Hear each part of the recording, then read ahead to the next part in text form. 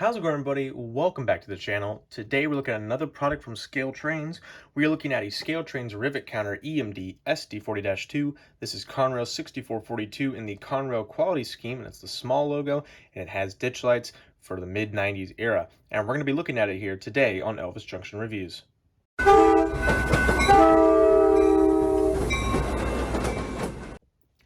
And now onto some history. The SD40-2, introduced in 1972, was the flagship of the Dash 2 series, powered by a 16-cylinder 645 E3 turbocharged prime mover. Its popularity was evident with nearly 4,000 units built and domestic production continuing until July of 1984, making it one of EMD's most popular and beloved locomotives.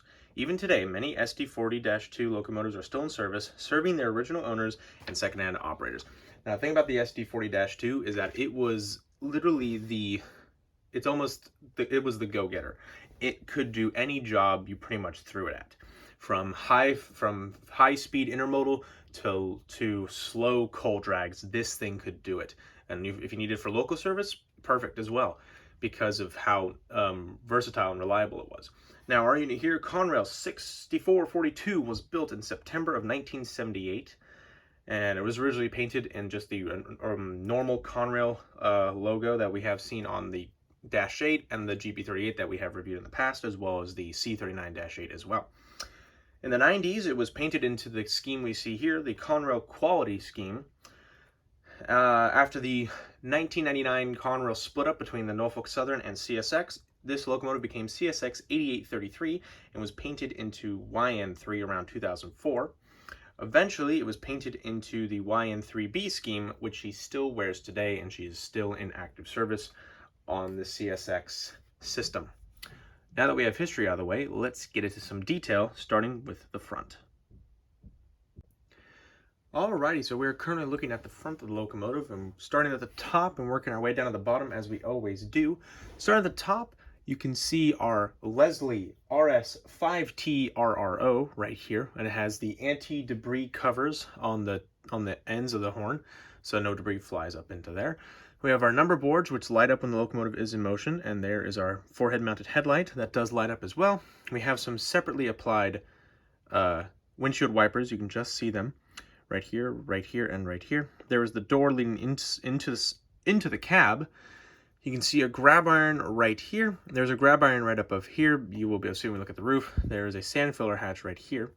Looking at the nose of the locomotive, you can see the class lights right here. Oops. We have our Conrail quality, and then two grab irons, one right here, one right here. Here is our extended walkway. Because the trucks are quite long, they were neat, so these walkways were extended. We have our pilot mounted ditch lights right here. If we focus on the pilot here, there you go, pilot mounted ditch lights right here. They do flash when the locomotive is in operation. Here is our coupler. You see the coupler cut bar right there. We have three MU hoses on either side of the plow. You can see that one's kind of off center, so let's see if we can push it back. No, all right. And you're gonna notice something's missing. There's no air brake hose. I've looked in the box and can't find it. So points marked off for that. All right, so now let's look at the rear of the locomotive. Looking at the rear of the locomotive, you can see the sand filler hatch right here. We have some grab irons that lead from the top of the locomotive down to the walkway right here. Another Conrail quality right here. Number boards that do light up. Here is the forehead mounted headlight right here. And there's another grab iron right there. Conrail quality, our class lights. There is the walkway light that does operate. We have here on the pilot, we have some MU cables and MU hoses. There's the coupler cut bar, our three MU hoses on the side of the plow. Here is our knuckle, and once again, there is no air brake hose. There were no air brake hoses in my box. You can actually see the hole where it should have been. So more points knocked off right there. All right, now let's get into some side detail. Looking at the side of the locomotive, you can see our walkway steps right here onto the forward walkway. We have an F to indicate this is the front of the locomotive. Here is our brake wheel right here. There's that grab iron that I mentioned earlier right here, and there's the side grab iron right there. Here's our number, 6442, and you see it says SD40-2. Unfortunately, there's some illegible writing right there for me. We have a little nub right here. I believe that's radio related. Here's a side mirror right here, folded inwards. And you can see here are the windows. They're pulling an Athearn ready to roll. There we go. We can actually close it right there. There we go. Perfect. Here we have our nice truck detail, as you can see right here. There's our jack pad right here as well. This is a builder's plate, I believe. And you can see the mechanical bell right there. As we move the locomotive along, you can see the blower right here, as well as the large fuel tank, and there's an air tank reservoir. And there is the lovely Conrail quality logo with the original can opener encircled by Jordan's Q. And as we move the locomotive along, you see the dynamic brake fan area and all the panels, which is very nice detail indeed. And you can see the rear truck right here, and you can see it says EMD right there on the truck as well. Here's our rear jack pad and some more illegible writing right here as well as up here. It's essentially the same on the other side, the only difference being a few things actually, and I will point them out as we go along. Starting here at the front on the nose, you can see this box right here. Now, that is a standard bolted battery box door on the left side of the short levers. It's bolted and latched Conrail style split battery box door on the right side to accommodate the automatic train controller ATC, which is on top of the actual battery box right here. So this accommodates the ATC, and this is the battery box right here. And that's very nice indeed. Now as we move along here, you can see a few more doors. This is where the electrical area is. And you can see a little door to look inside the car, inside the engine compartment, which is very nice. Alrighty, so now let's look at some roof detail. Looking at the roof, you can now really see very well the grab iron that I mentioned earlier right here. There's the sand filler hatch. Here is our Leslie RS5T RRO horn right here. There's a little antenna right here. Here is the dust collector as we move the locomotive along. Here is the exhaust port right here, as well as the dynamic brake fan array and a little... somebody told me what these are, and my mind is blanking, and I apologize. I'm sure somebody will let me know in the comments below. Here is the radiator section for the engine, and we have a width-wise grab iron right here, and there is the rear sand filler hatch. Alright, so now let's get into the sound demo of this video. Alrighty, so we have the locomotive up on the test track, and if you can hear the gardeners are going off, it's nothing I can do about it. You'd probably even hear it if I was in a basement, because sound travels. But anyway, the noise of the locomotive should drown out the sound of the leaf blower, so let's go ahead and put some power onto the track here.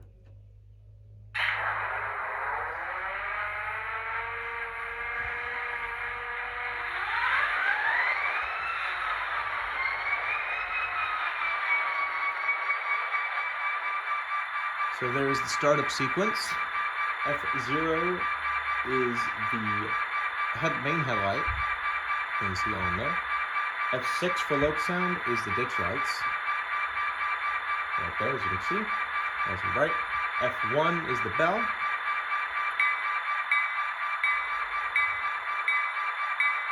Not bad at all. F2 is the horn.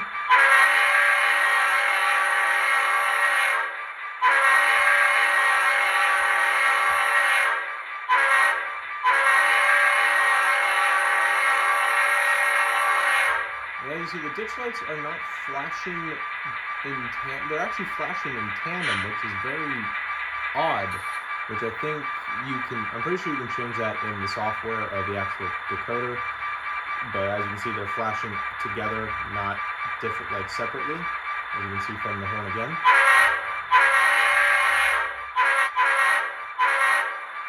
Which is, honestly, that's kind of interesting. I didn't expect that to happen, because with the C39 that I reviewed, they were flashing on and off.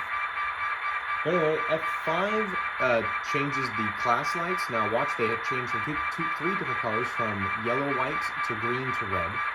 So there's the yellow, white color. We have green, and now we have red, and you can just see them right there. They are on, it is red. And then if I turn it off again, it's just off. Let's throw in the reverse here. And there's going to be a bit of extended movement here. As you can see with loc sound, they do that.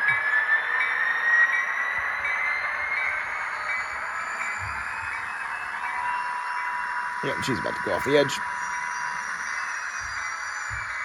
I figured that would happen. Throw her into forward here. You can really see the flash in the ditch lights right now.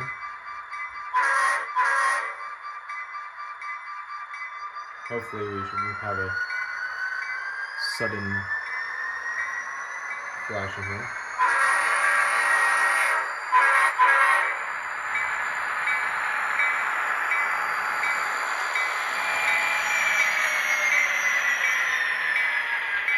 Alright, let's bring it back towards you guys.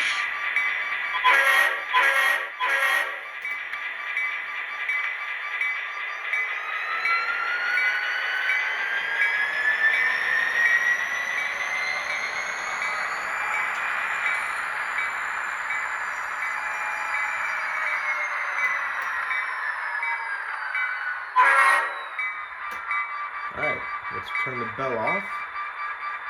Watch the ditch lights turn off. And then hit F0. And then if we turn off power here, I believe if we just do that, F8 shuts it off completely. Alright, and now, and it's going to hiss at us every once in a while. Alright, so now let's get into my final thoughts. As much as I really enjoy this locomotive, I can't give it a solid A. Not even like an A-.